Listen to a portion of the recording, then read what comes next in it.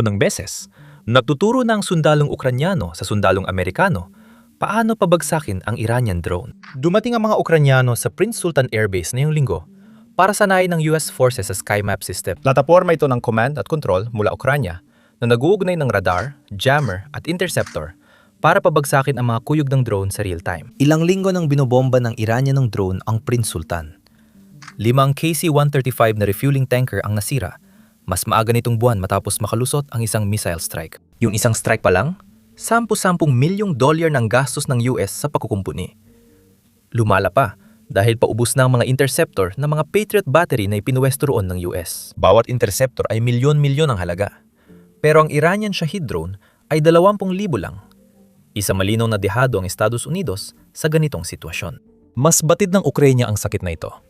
Sa 3 taon, palagi silang naubusan ng mga sandatang kanluranin para ipagtanggol ang sarili. Samantalang marami pa ring armas ang Rusya. Halos pareho ang drone design nila sa Shahid ng Iran.